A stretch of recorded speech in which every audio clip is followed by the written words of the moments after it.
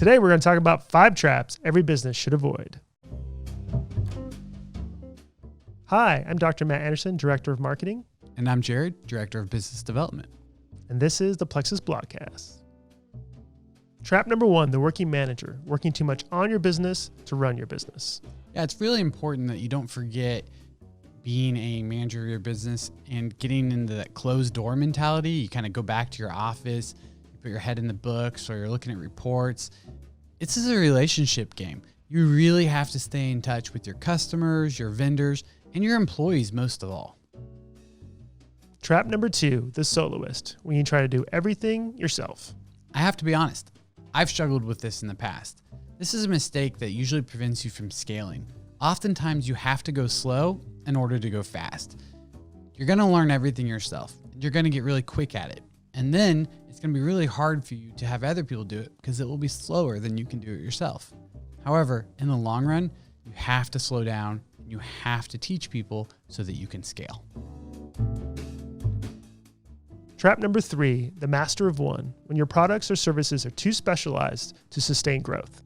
In today's day and age, you have to be able to offer more than one service or product. It's great to specialize and get really great at one thing before you scale, but you're going to need to add additional services. This is going to create a great opportunity for you to utilize your sales team that you already have in place and your support team, and potentially diversify and offer multiple lines of business. Trap number 4, the big loan, getting too much business debt. Yeah, getting too much debt out the gate is definitely going to create more of a restriction than anything. Oftentimes when you're young and you're just getting started out, you're really at this point need to be agile, and you might need to make lots of changes that you can't make because that debt is forcing you to do a certain thing. What you really want to be able to do is figure out your business, get the right pieces in place to scale, use a lot of sweat equity in what you can do. And then at that point, if you're going to borrow money, it's going to be more like a formula.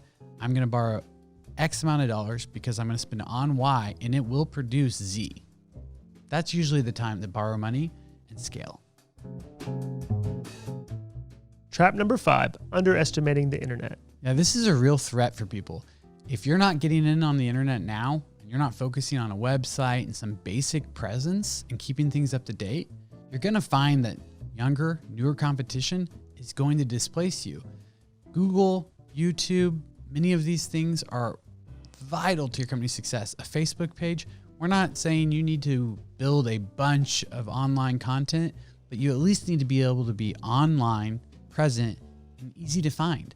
This is also something that is going to become more and more basic, that if you don't have these things, the consumer will feel like they can't trust you because you must not be a legitimate business. So if you find yourself not having many of these things, look to your younger employees. They can be an asset here and help you use and create your own page or platform that kind of suits your business. So if your customers are looking for you there, you need to be there. So those are the 5 traps every business should avoid. Trap number 1 was the working manager. Trap number 2 was the soloist. Trap number 3 was the master of one. Trap number 4 was the big loan. And trap number 5 was understanding the internet. Thank you for joining us on the Plexus blogcast, and we'll see you next time.